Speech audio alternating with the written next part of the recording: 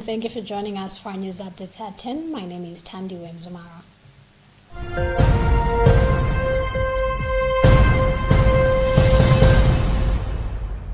Pope Leo XIV has sent an initial 100,000 emergency contribution to support communities affected by Monday's 7.4 magnitude earthquake in Colombia.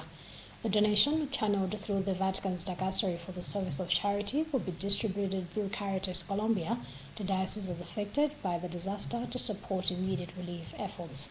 The contribution follows the Pope's expression of solidarity with the victims or their families, rescue workers, and the wider Colombian population during Wednesday's general audience.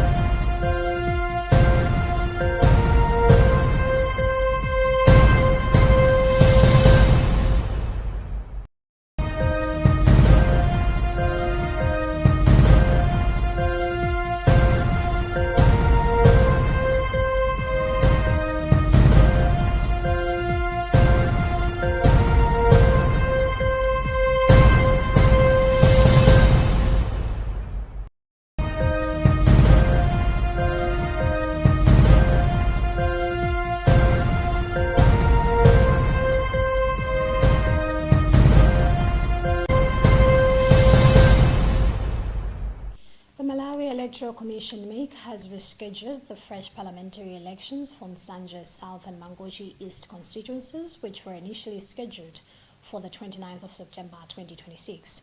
MEC has said the decision has been made because it is still unable to access its Njewa warehouse in Lilongwe, where important electoral equipment and materials are kept. The warehouse has remained sealed following a warrant of distress for rent issued on the 29th of June 2026. The Commission says although Treasury has now released funding for the elections, the lack of access to the warehouse has affected preparations, including activities related to the inspection of the voters' register.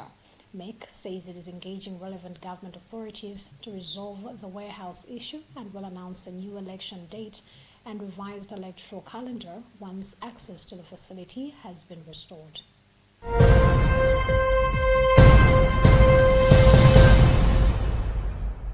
The Civil Society Elections Integrity Forum (CSAFE) has said it is disappointed by the Malawi Electoral Commission's MEC failure to conduct parliamentary elections in parts of Nsanje and Mangochi, which were scheduled for the 29th of September 2026.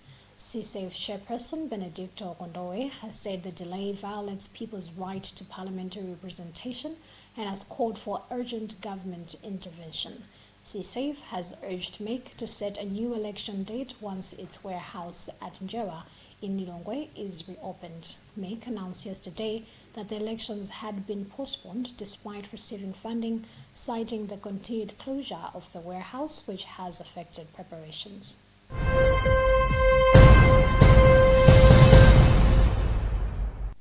The Higher Education Students' Loans and Grants Board has developed an employer guide to help employers recover student loans and understand their obligations under the HELSGB Act of 2015. Employers are expected to notify the board within 30 days of employing a former beneficiary, deduct loan repayments from salaries, and remit the funds by the 15th of each month. The board has since warned that non-compliant employers may face fines of up to 1 million Malawi kwacha for each affected beneficiary, stressing that employer cooperation is key to sustaining the student loan fund.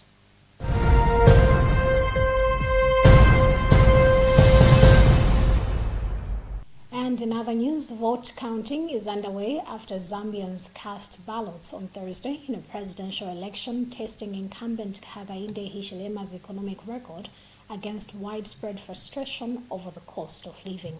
About 8 million voters were registered, with results expected this coming Monday. Hichilema, who came to power in 2021, is seeking a second 5-year term after restructuring the country's debt stabilizing the economy and attracting investment. But many households continue to struggle with high food prices, unemployment, and unreliable electricity, leaving the president under pressure to show that economic growth is improving everyday lives.